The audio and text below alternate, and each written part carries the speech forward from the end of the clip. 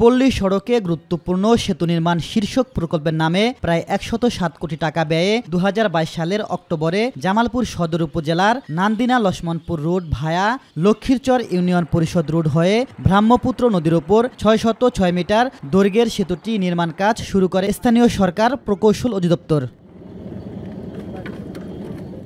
গত অক্টোবর মাসেই প্রকল্পের কাজ শেষ করার কথা থাকলেও বর্তমানে দৃশ্যমান হয়েছে মাত্র ৫০% কাজ।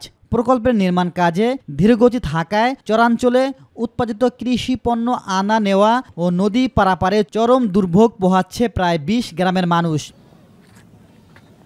স্থানীয়রা জানান, সেতুটির কাজ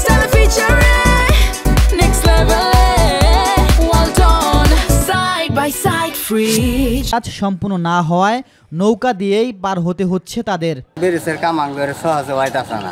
কত বছর নাগবো না নাগবো ওটা কিন্তু শিওর নাই। ৩ ভাগের ১ ভাগ হয়েছে, ২ ভাগই বোকা পড়ে আছে, কিন্তু অনেক দীর্ঘগতি চলতে আছে।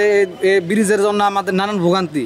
আমরা আকুল আবেদন আমাদের ব্রিজটা যেন অতি দ্রুত সম্পূর্ণ কাজ কমপ্লিট হয়। আমাদের এখানে এসে দাঁড়ায় থাকে নৌকার লাগিয়ে, তো আমরা এই নৌকার জন্য অনেক ভোগান্তি থাকি। তো এই ব্রিজটা হয়ে গেলে আমাদের অনেক সুবিধা হইতো। আমরা মোটরসাইকেল ঠিকভাবে পার করতে পারতেছি না, আমাদের সময়ের অনেক ব্যাঘাত ঘটতেছে। ছাত্রছাত্রীরা ঠিকভাবে স্কুল কলেজে যাইতে পারতেছে না, কারণ আমাদের চরেতে ওইরকম ভালো স্কুল কলেজ নেই।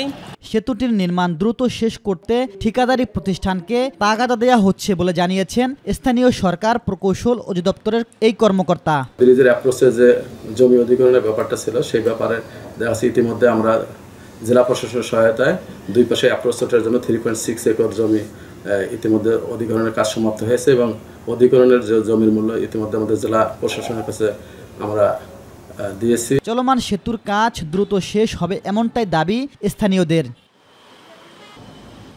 ইলিয়াস মাতবর, মাই টিভি।